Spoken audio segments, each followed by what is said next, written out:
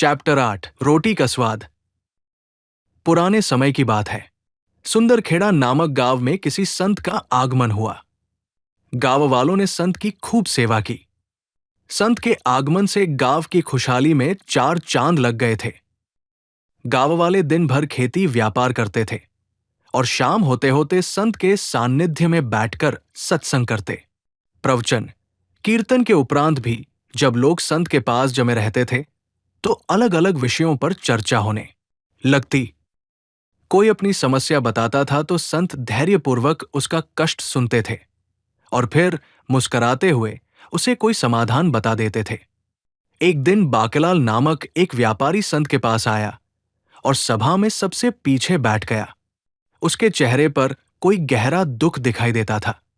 अन्य गांव वालों से बातचीत करते हुए संत की दृष्टि रह रहकर बाकेलाल की ओर चली जाती थी।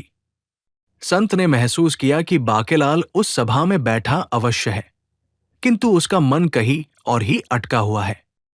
सभा संपन्न होने लगी तो संत ने बाकेलाल को अपने पास बुलाया। उसके कंधे पर हाथ रखकर पूछा, क्या बात है भाई, तुम क्यों इतने दुखी दिखाई देते हो? बाके ने हाथ जोड़कर कहा, हे महात्मा, मैं व्यापार के लिए हर माह गांव से बाहर जाता हूं और अन्य अन्य गांवों शहरों के लोगों से मिलता जुलता रहता हूं। लेकिन कल मैंने विपिनपुर नामक एक ऐसा गांव देखा जहां के लोग आज भी आदिमानव का जीवन जी रहे हैं। उन्हें न तो खेती करनी आती है, न ही उन्होंने कभी रोटी देखी है। कंदमूल, पशु पक्षी आदि जो मिल जाए उसे खाकर पेट भर लेते हैं। मनुष्य होते हुए भी बेचारे पशुओं जैसा जीवन जी रहे हैं।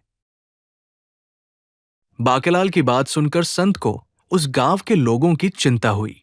उन्होंने पूछा, कितनी दूर है यह गांव? 4 कोस पश्चिम दिशा में चलेंगे तो हम विपिनपुर पहुंच जाएंगे। बाके ने विनम्रतापूर्वक बताया। और लगभग कितने लोग होंगे इस गांव में? संत ने मन ही मन कोई योजना बनाते हुए पूछा।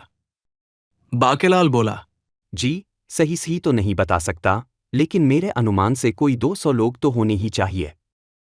संत ने बाकेलाल से कहा, तुम अपने घर से कल सुबह 10-12 रोटियां बनवा लाना। हम कल तुम्हारे साथ विपिनपुर गांव में चलेंगे। किंतु 10-12 रोटियों से 200 लोगों का पेट कैसे भरेगा महात्मा जी? बंकेलाल के चेहरे पर आश्चर्य का भाव था। संत ने बाकेलाल के कंधे पर हाथ रखा और मुस्कुराते हुए बोले, उनका पेट थोड़े ही भरना है बाकेलाल। मैं तो उन्हें रोटी का स्वाद चखाना चाहता हूँ। फिर भरपेट रोटी कैसे आएगी, इसकी चिंता वो लोग स्वयं करेंगे।